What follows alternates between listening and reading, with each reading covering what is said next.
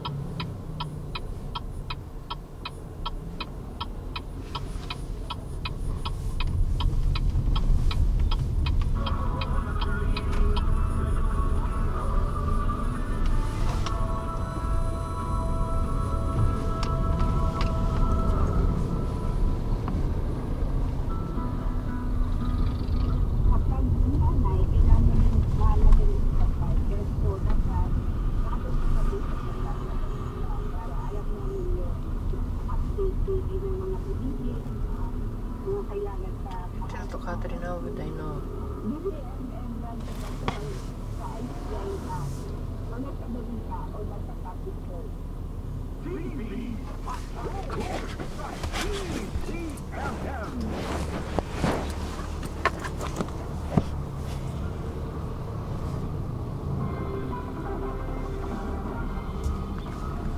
Natatakot para sa kanyang buhay si dating ako Bicol Representative John Dico dahil sa mga banta umano sa kanyang buhay.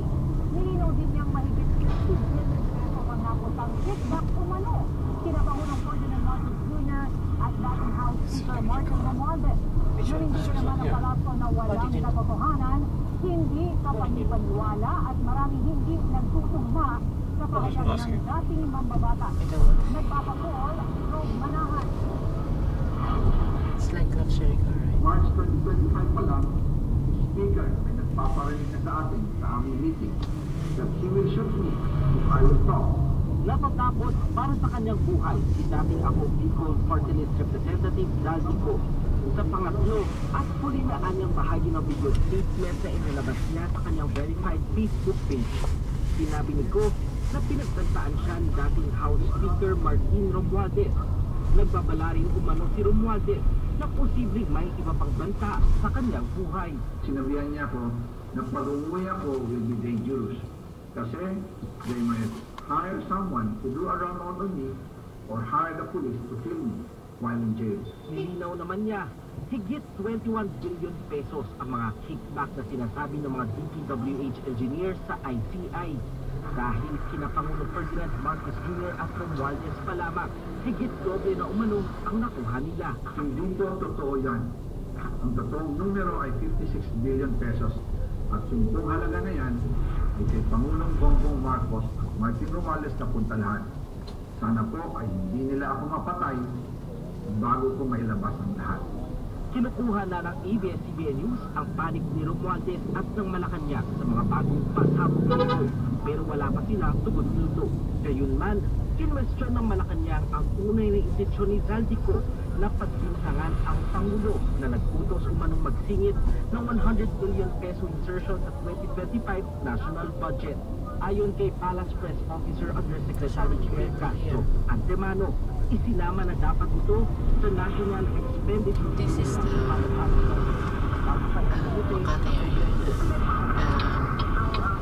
aside from the elite ng pag-propose ng budget, nilagay na yung gusto nila. area. Bakit ito pa ang uutusan na ilagay mo itong insertion sa to? Walang kapangyarihan ang Pangulo pagdating sa Bicam Conference, hindi niya yung trabaho, hindi niya yung mandato.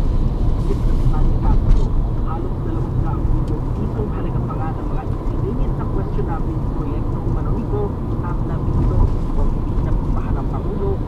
Bukod dyan, marami umanong inconsistent isip hindi nagtugma sa timeline na ibinahagi nito.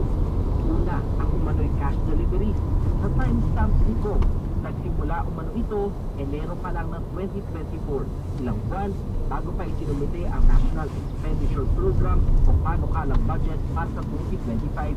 Nagbabala si Castro na may gustong pabagsakin ang gobyerno. Gusto nila, sila ang pumesto. Alam ng Pangulo na ang daming inconsistency sinasabi ni Zandico at walang katotohanan yun. Ayon kay dating Presidential Political Advisor at Analyst Ronald Llama, posibleng magkaroon ng negatibong epekto ang mga pintang-iko sa ekonomiya ng bansa. Sa economy, medyo mahina naman talaga at this point, no? Lalo walang papasok na investors ng stock market. Pero record low na naman yung peso. Patatamaan yan. Dapat din anyang balasahin ng Pangulo ang kanyang gabinete para may patupad ang mga reforma isinusulong ng administrasyon. Diyos sa lahat. ABS-CBN. Nagpapalik ang pansadahan ng sikat na 80s film Love Paget. Pero hindi sa sinihan, kundi para sa stage adaptation nito. Bibida rito ang anak ni Aga Mulak na si Andres at si KD Estrada. Samantala, nilinaw ni KD, growing strong sila ni Alexa Ilacad. Sinisiguro nilang kahit ang daming project, may panahon pa rin sila sa isa't isa. At yung mga balitang nakalap sa aming sunoy-sunoy na pagpapatrol. Ako po si Adrian Ayalin. At ako naman po si Ben Hernandez. Andito kami, naglilingkod sa inyo saan man sa mundo. Sa pamilya, 39 days na lang Pasko na. Hanggang sa susunod na linggo, mga kapamilya.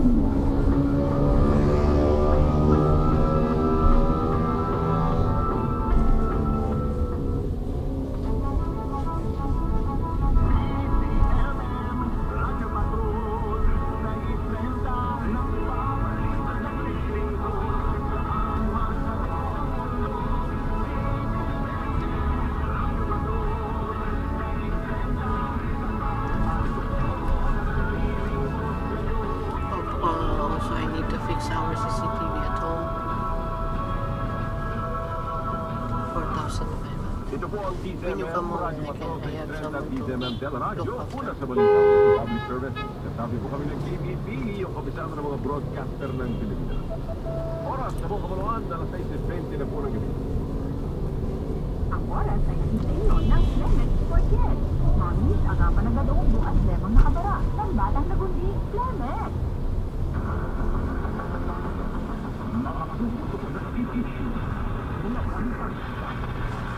Malalim na talakayanan at pakinggan tinig ng magkabilang panig ating iparirinig at iparirinig. Mainit na usapin bukas.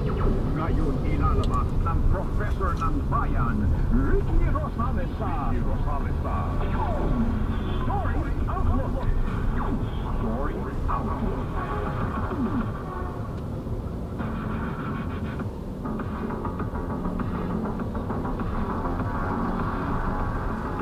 November 16, para po sa ating Story Outlook. Dumalo sa rally ng Iglesia ni Cristo sa Quirino Grandstand sa lungsod ng Manila, umabot sa 100,000. Maximum tolerance sa 3 araw na protesta inutos. PSP naka-full alert status. NCRPO, nilinaw na walang armas ang pinakalat sa mga tauhan sa mga protesta. PNP Anti-Cybercrime Group tinatasan paigtingin ang monitoring kontra fake news kaugnay ng mga protesta. Sa iba pang balita, dating House Speaker Romualdez, iginit na malinis ang kanyang konsensya laban sa Anderson Izaldico. Halos 5,000 kaso naman ang tigtas na italak na Enero hanggang Nobyembre. Panibagong dagdag presyo sa petrolyo asahan daw po natin sa Tuesday. Ito na po ang detalye ng ating mga balita. Umabot sa mahigit 100,000 ang nakilahok sa unang araw ng Rally for Prosperity and Better Democracy ng Iglesia ni Cristo sa Quirino Grandstand sa Maynila. Ayon sa pamunuan ng INC, dapat magsagawa ng patas at bukas na investigasyon ng pamahalaan sa lahat ng sangkot sa katiwalian at pampupulsa sa pera ng bayan. Passenger. Hindi naman natinag ang mga tumalong sa kabila ng pagbuhos ng ulan. Bandang alas 2 ng hapon, Naglatag din po ng TNT Assistance Desk sa iba't ibang lugar para matiyak ang seguridad. I was thinking to go by Inatasan ni RT. Acting PNP Chief Jose Milenzo Nartates Jr. ang lahat ng police unit sa buong bansa na pairali ng maximum tolerance. Sa 3 araw na deployment sa iba't ibang lugar, kaugnay nga po ng protesta kontra katiwalian. Sa pahayag, binigay din ni Nartates na sa harap ng mga isyu sa integridad ng pulisya, hindi raw pwedeng gamitin ng mga pulis ang kapangyarihan at otoridad para tapusin at taktan ng mga sibilyan. Inilit ng hepe na huling opsyon na paggamit ng puwersa lalo na sa mga nambabaluktot sa konsepto ng malayang pagpapahayag sa pamamagitan ng karahasan. Kagnay pa rin po niyan ay naka-full alert status ang Philippine National Police at PNP para sa seguridad sa 3 araw na prayer rally ng Iglesia ni Cristo INC. Sabi sa DZMM, si Police Major Hazel Atilo, NCRPO spokesperson na nakahanda na kanilang mga tauhan sa 3 araw na tuloy-tuloy na rally ng INC sa Luneta, habang isang araw naman ang permit ng United People's Initiative dyan naman po sa People Power Monument sa EDSA. Samantala, nilinaw din ng NCRPO na walang dalang armas sa mga tauhan ng Civil Disturbance Management na kinalat sa mga protesta sa Maynila at Quezon City. Kasunod niya ito ng pagkabahala ng ilang kasapi ng Iglesia ni Cristo matapos makita ang ilang pulis na may armas at state na kanilang aktibidad. Sabi po ni NCRPO Regional Secretary General Anthony Avilil na nagpapahinga lamang naman ang natin mga pulis at hindi raw para sa security operation, pero pinalit din naman sila. Ang Avilil, mga pulis na suot ang General Office Attire Type C at ikinalaga sa Police Visibility Operations ang otorisadong magbitbit ng armas. Para ngayon alas 6:25 na gabi, inatasan ng TNT Anti-Cybercrime Group na paigtingin naman ang online monitoring laban sa mga content creator na nagpapakalat ng maling informasyon sa mga protestas ng Metro Manila. Sa pahayag, sinabi ni Acting PNP Chief Jose Nartates Jr. tayo ng direktibang niya na maiwasang magdulot ng gulo ang misinformation at ginit na hindi sakop ng freedom of speech ang paggawa o pagpapakalat ng fake content. Na-detektaan niya ng TNT ang ilang online posts tungkol sa mga ipagdami ng tao at napipintong gulo sa Mindoro, Maynila at ilang account na nagpapakalat sa mga pahayag para maghatid ng akot. Siniyak naman ni Nartates na hindi makikialam ang pulisya sa dissent at mga legitimo pagpapahayag. Sa iba pa pong balita, nanawagan ng magiging mahinahon dating Speaker of the House Martin Romualdez ng sentro sa politika at akusasyon ng mga budget insertion at katuwalian sa mga flood control project. Init po ni Romualdez na nanatiling taligis ang kanyang susenda sa kabila ng mga akusasyon na sinakong legal parties from ayon sa Pilipinas na mga independent commission for infrastructure public justice and ombudsman kaya patuloy ang kanyang kooperasyon. Mano sa mahigit 4,700 ito pang dapat pagtuunan ng pansin ito higit 4,700 ang kaso naman po ng tigdas mula Enero hanggang Nobyembre.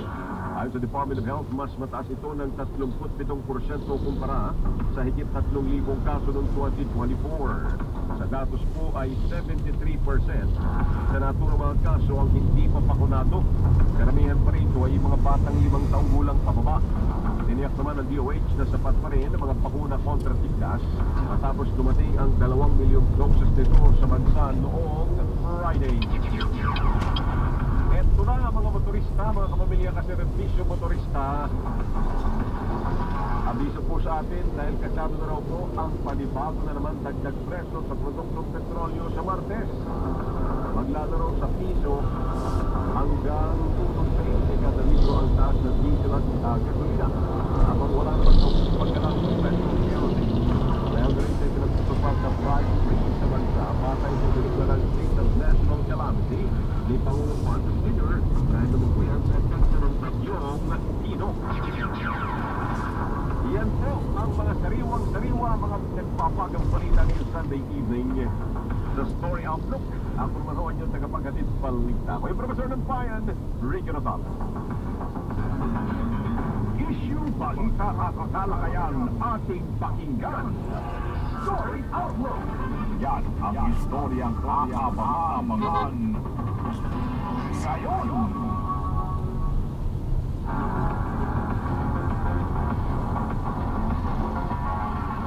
Oras muna natin sa buong kapuluan, mabilis ho ang titik ng orasan ngayon. Abay, alas 6:28 na, 6:28 na gabi. Ang oras ay hatid sa inyo ng Flemex Forte Zero Ten Capsule. Maluwagang paghinga, tunawang flema. Basta nagundi, Flemex.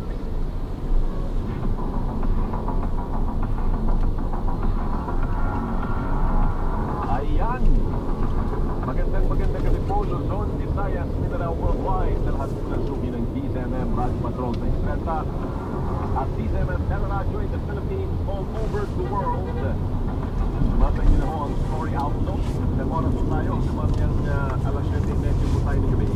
At syempre, unahin natin muna, bago ang lahat-lahat, ang lagay po ng panahon, marami nag-aabang dito ang Pag-asa DOST mag-a-update sa atin. Ano na baga? May inaasahan po tayo sa manong panahon ngayon. Dan Villamil mula po sa Pag-asa DOST. Kadan, magandang gabi po.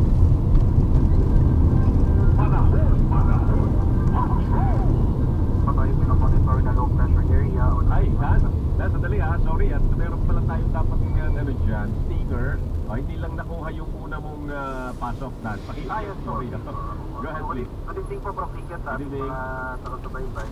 So wala pa rin tayo minomonitor na low pressure area at nananatiling maliit yung chance na magkaroon tayo ng bagyo sa mga susunod na araw. Pero itong intertropical convergence zone patuloy na magdudulot ng mga pagulan sa malaking bahagi ng Visayas, Mindanao at sa Palawan. Ito naman sa Luzon dahil naman sa epekto ng shear line ay salubungan ng mainit at malamig na hangin, makakaranas rin tayo ng mga kaulapan at mataas na chance ng pagulan sa may Cagayan at Isabela. Sa Metro Manila at nananabing bahagi ng Luzon, magpapatuloy itong generally fair weather bago maulap hanggang sumuulap na mapaulit. May chance pa rin tayo itong mga light rain o pagkampo na dulot ng amihan sa nananabing bahagi ng Northern Luzon at chance naman ng thunderstorms na ating inaasahan dito sa Metro Manila, Central Luzon, and the rest of Southern Luzon. Sa kalagayan ng ating karagatan, walang sea warning na nakataas, pero iba yung pag-iingat pa rin sa mga kababayan na maglalayat sa seaboard sa ilang Luzon dahil posible pa rin makaranas dyan sa katamtaman ng kasamaan karagatan. Dan, yung masungit na panahon ngayon, paulan-ulan, halimbawa dito sa Metro Manila, ito ay bunsod ng Tulad po yan ng easterlies. Ito ay, ano din, no? Nangyayari din sa ibang lugar sa bansa. Yes po, so most of Luzon, easterlies yung iiral, pero itong ilang Luzon, yung amihan po yung inaasahan nating weather system na nakaka-apekto dito. Okay. So walang monitoring ngayon sa inyong weather system ng anumang sama ng panahon. Yes po, walang low pressure area, walang cloud clusters na may circulation sa rami naman. Very good. Thank you, Dan. Maraming salamat. Sige po, Si Dan Villamil, wala po sa Pag-asa DOST. O at least yun, maganda po ang lagay ng ating panahon, easterlies, samantalang sa may north ay hanging amihan. So yan po, magdala pa rin ng mga payong kasi ng palangga sa ulan dahil laging may pagbabanta ang masamang panahon, baka kayo ulanin. Samantalang, meron din tayong public service dito dahil ang MMDA Metro Base atin pong kakausapin dahil may mga nagtatanong din dito sa lagay po ng traffic ngayong araw na ito. May malakihan ng mga rally ngayon, di ba? Alam nyo yan. Yan ay naibalita na naman ho sa atin simula kaninang umaga po. Isang araw actually, no? Yun hong rally ng Iglesia ni Cristo dyan sa Grandstand. At meron din hong nangyayari dito sa Quezon City, sa People Power Monument. Okay na ba siya, no? Ready si Ma'am Tess? Si Ma'am Tess Ignacio ng MMDA Metro Base ay nasa line 12 po natin. Ma'am Tess, magandang gabi po sa inyo. Magandang gabi po.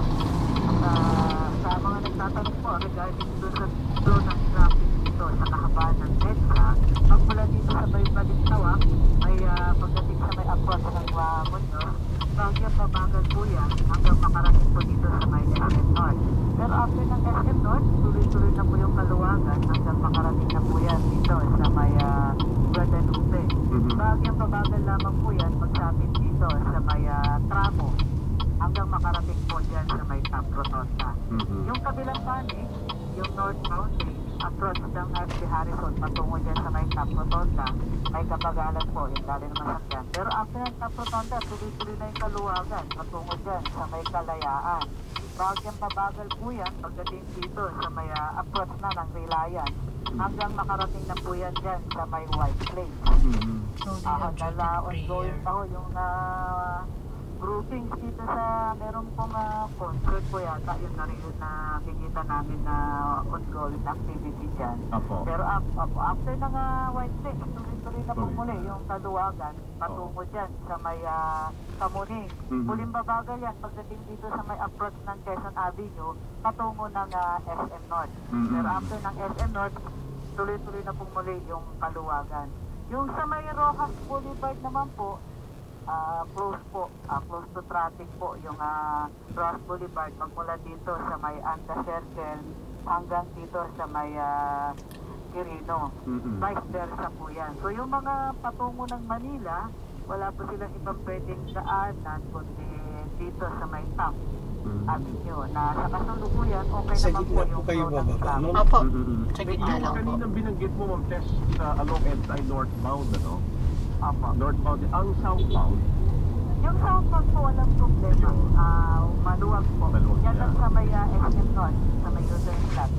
Problema na. at dito nga po sa larger Manila area, City of Manila, yung Taft Avenue, ang kanin yung entry point papunta roon. May namamonitor ba kayo mga build-up po dyan para sa mga nakikinig po sa atin ngayon?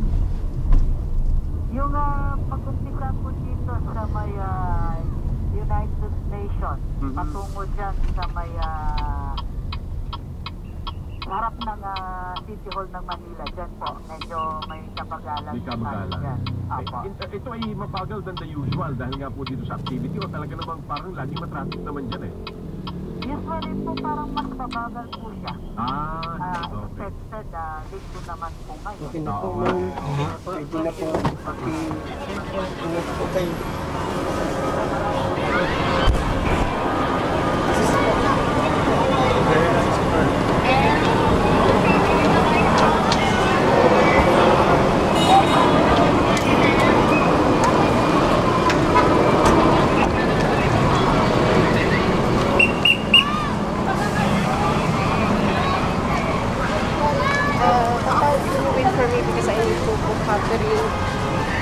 Ayan! Ayos ka dyan. Oh. Yan. Wag, ano ba kayo? Asan kayo? Bakit apat lang kayo?